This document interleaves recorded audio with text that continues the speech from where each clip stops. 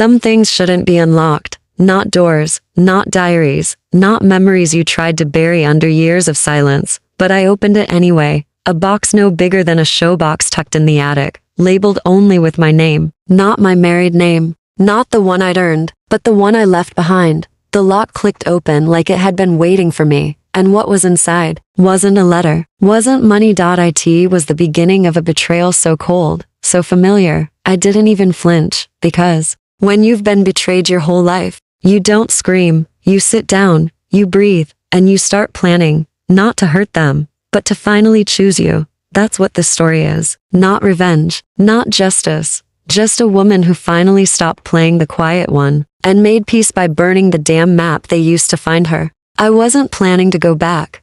Not for the funeral, not for the will, not for the lockbox. But grief has a way of digging up things you thought you buried, and apparently, it sends certified mail now. The letter arrived on a Wednesday, heavy paper, stiff font, no emotion, probate notification. I didn't cry. I didn't even sit down. I just held it and stared at the signature, Barrister Thomas A. Kent, which felt like a name you'd give to a man who trims his toast. My husband, Micah, was in the kitchen when I walked in. He looked up from the stovetop. Good news or bad? I held up the letter. My mother died. He blinked. I didn't know she was still alive. Neither did she, I said. He didn't ask if I was okay. He knows better than that. Instead, he poured 2 cups of coffee. No sugar, extra scalded. Just the way I liked it when I needed to feel something. I hadn't spoken to my mother in 6 years. Not since the wedding. Or rather, the almost wedding. Back then, I'd still tried to bridge the gap, to make the olive branch taste like something other than bark, but she made it clear, if my father wasn't walking me down the aisle, she wouldn't be there. Never mind that he'd walked out of our lives a decade earlier. She sent a text that morning. You always did need to make everything about you. Then radio silence.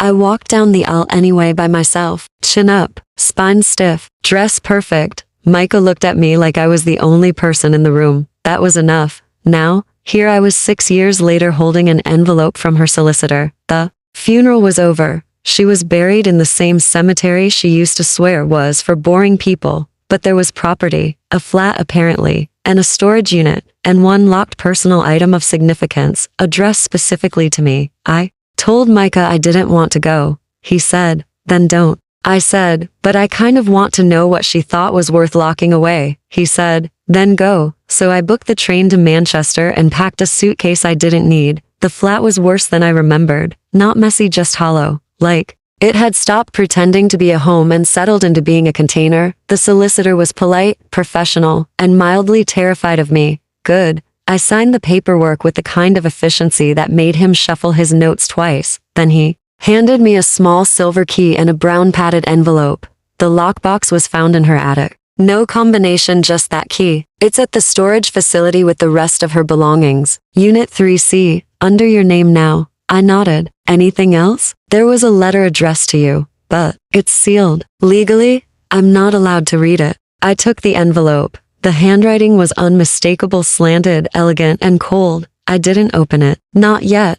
The storage unit was predictably grim, cold concrete, humming fluorescent lights. The smell of old cardboard and mothballs. The lock clicked open with a tired metallic groan. Inside, 2 crates of framed pictures, none with me in them. A stack of boxes labeled Ellie's room, of course. 1 crate of costume jewelry. And in the very back, like it had been pushed away on purpose, a small black metal box, about the size of a showbox, heavier than it looked. It had 1 label on top. Property of L. Row to be opened only by R. I stared at it for a full minute, then I tucked it under my arm and walked out like it weighed nothing. I didn't open it right away. Back at the hotel, I placed it on the nightstand like it was sleeping. Micah FaceTimed me. He asked if I was okay. I said yes. He didn't believe me, but he let it go. I opened the letter first. The handwriting was the same throughout, tight and meticulous. She didn't waste time. Ro, if you're reading this, then I'm finally gone. You always said I was good at avoiding accountability.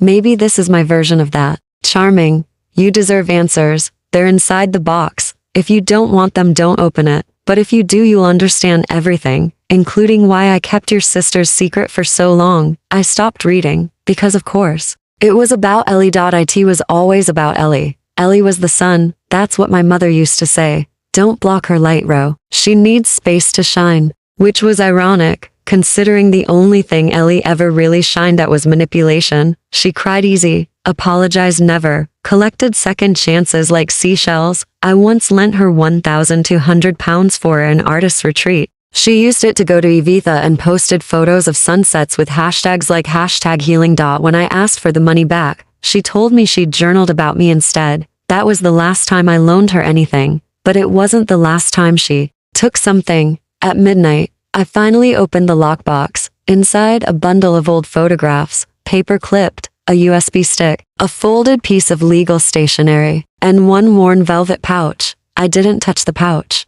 Not yet. I picked up the photos. They were old, printed, matte finish. Mostly of Ellie, some of me, none with both of us in the same frame. On the back of one was scribbled, "The last day before she changed everything." My stomach turned. I plugged the USB into my laptop. A single folder appeared. Do not delete. Inside, a series of PDFs, legal contracts, email printouts, bank transfers, and one video file. I clicked play. It was grainy footage from a webcam. The angle was high, the voice unmistakable. Ellie, she was pacing, talking to someone out of frame. "It's fine," she said. "Ro doesn't even check her accounts. I've handled everything. If she finds out, I'll just say she agreed and forgot." A pause, a laugh. "She always wants to be the hero. Let her clean it up if she figures it out." I stopped the video. My hands were shaking. I opened the legal folder next. There it was, a forged signature, mine, on a power of attorney document, dated 2 years ago. I sat back. The velvet pouch suddenly felt radioactive, but I opened it. Inside, a signet ring. My grandfather's. She gave it to Ellie when he died, said I was too sensitive for heirlooms, and now it was here, not given, but returned. Not by Ellie. By the woman who protected her. I closed the box. Then I opened my laptop again. I started writing. Not a journal entry. Not a letter, a statement for the police, because there's only so long you can let someone walk all over you before you make sure the next time they try they trip. I didn't sleep that night, not because of the shock, not even the betrayal, but because of the rage. That clean, clear rage that comes when you realize they never thought you'd fight back. I emailed Micah the documents from the SB.no note. No emojis, just the files. 5 minutes later he called. "Ro," he said. "This isn't just fraud. This is federal, international actually." I corrected him. I traced one of the transfers. It went through a Canadian shell account. He let out a low whistle. "She used your signature to take out a mortgage?" "Yes," I said, "on a cabin she posted about on Instagram. Captioned, 'Nature is healing.'" We were both quiet for a moment. Then I said it. "I'm going after her." Micah didn't ask if I was sure. He just said, "Good." The next morning, I visited the local police precinct. The officer at the front desk looked about 12. His badge said PC.R. Doyle, but his eyes said, "Please don't make this complicated." "I need to report a forgery," I said. He blinked. "Of what sort?" I handed him the power of attorney document. He looked at it, then up at me. "You're Rosalind Rowe?" "Was. Now Carter. But yes. And this Ellie Rowe, she's your sister?" "She was. Not anymore." He tried not to react. Failed. "I'll get our fraud specialist." Detective Jean Hale was not what I expected. Late 40s. Black blazer. Steel gray eyes that said she'd seen 1,000 liars and remembered everyone. I liked her immediately. She studied the documents in silence, watched the video clip, scrolled through the PDFs. Then she sat back and folded her hands. "This is serious," she said. "I know. And you have proof these funds were taken under false pretenses. I have bank statements, transfer logs, even voice messages from her explaining the cabin purchase." She raised an eyebrow. "Why come to us now?" "Because I didn't know until last night." "And why now? After all these years, would your mother leave these documents to you?" "Because," I said, "she knew she was dying." And guilt finally caught up. The detective nodded once. "I'll open a case." Back at the hotel, I opened my mother's lockbox again. I wasn't looking for more evidence. I was looking for something else, something she never gave me in life, but all I found was another folded paper tucked inside the pouch where the ring had been. This time, handwritten. "If you're reading this, it means you found out, and for what it's worth, I'm sorry I let it go on so long. I thought I was protecting her, but in the end, I only enabled her. That word enabled felt like someone finally telling the truth. You were always the strong one. You didn't need my help. That's what I told myself, but I was wrong. I should have chosen you sooner. I hope it's not too late. It was, but still I folded the note carefully and placed it back inside. I didn't tell Ellie I was in town. She didn't need a warning shot, but I did look her up. Instagram, still active, bio, empath, plant mom, community witch. Sure, her last post was from 2 days ago, a black and white selfie with a quote overlay. You can't break a woman who's already been shattered. The comments were full of sympathy. One stood out. You are the bravest person I know. I almost threw my phone. Micah met me at the station 2 days later. He kissed my forehead and handed me a flask of coffee. You ready? I was born ready, I said. We drove straight to Ellie's new cabin, which, for the record, was less rustic charm and more Airbnb influencer trap. Glass walls, Fox antique furniture, and a white Jeep parked out front like it had never seen dirt. She opened the door before we knocked, because of course she did. Ro, she said, all teeth and fake warmth. Wow. I didn't know you were coming. Neither did I said, walking past her, until I saw the mortgage deed, with my name on it. Her smile faltered. Micah followed silently, holding the manila folder. She looked from me to him. What is this? I turned to face her. This is your reckoning. I laid the documents out on her coffee table. The forged POA, the bank transfers, the video of you admitting to everything, and the new police report. She tried to laugh. Oh, come on, Ro. It was just a signature on a legal mortgage, Ellie. Her eyes darted to Micah. This is insane. He spoke for the first time. No, what's insane is thinking you'd never get caught. She folded her arms. What do you want, Ro? Money? An apology? I stepped closer. I want accountability. I could go to jail. I nodded. You could. And maybe you should. That shut her up.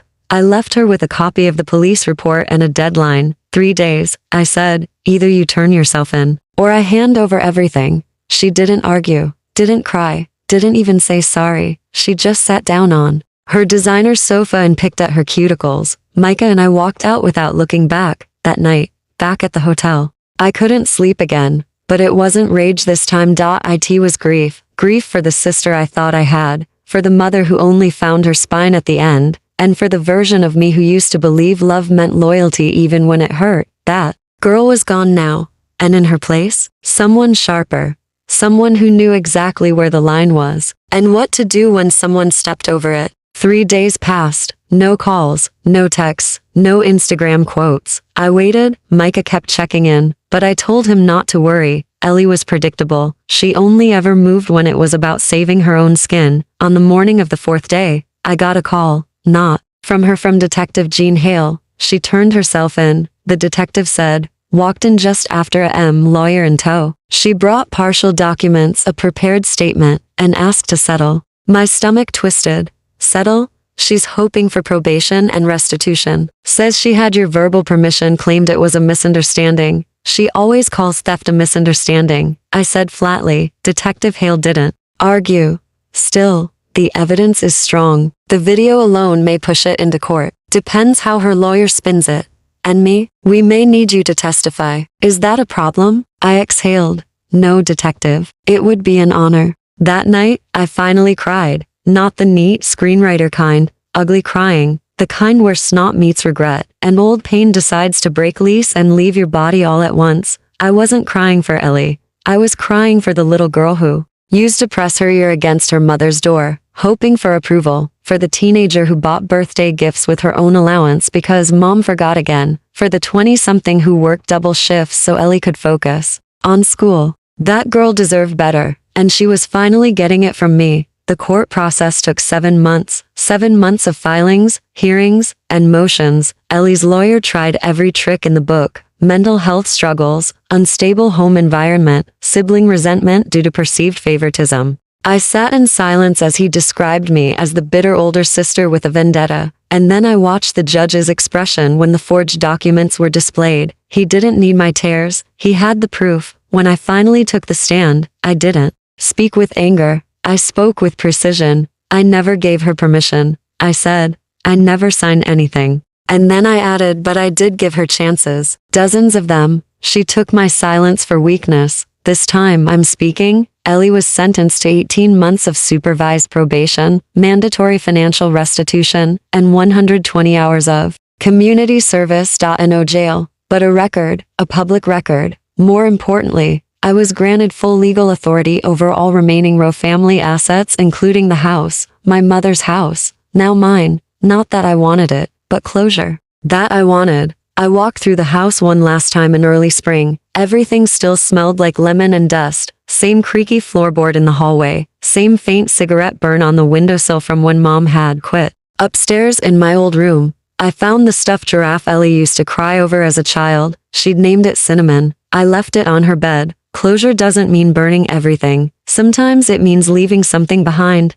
I didn't need trophies. I needed peace. I sold the house 3 weeks later. The money went into a fund, not for me, for women leaving abusive families, for people rebuilding after betrayal. A lawyer friend helped me name it, the Lockbox Fund, named after the thing that started it all, a metal box filled with secrets, and one sister brave enough to open it. A year later, I sat at a small fundraiser, watching a 20-year-old girl named Collie tell a room full of strangers. I was told no one would believe me. I was told to stay quiet, be the bigger person, not ruin the family name. But someone believed me. Someone funded my escape, and now I'm free. She looked right at me, and I swear that look did something in my chest I didn't even know was still locked. Micah squeezed my hand. You okay? I nodded. For the first time. Yeah, I think I am. He smiled. Still want to go to court again? I shook my head. No, but I'll never stay silent again either. Outside, the sky was shifting purple into gold. A storm had passed days ago, and everything still smelled like fresh rain and new starts. I stood up and said, "Come on, let's go home." Micah asked, "Which one?" I smiled. "The one I built for myself," and we walked into it together.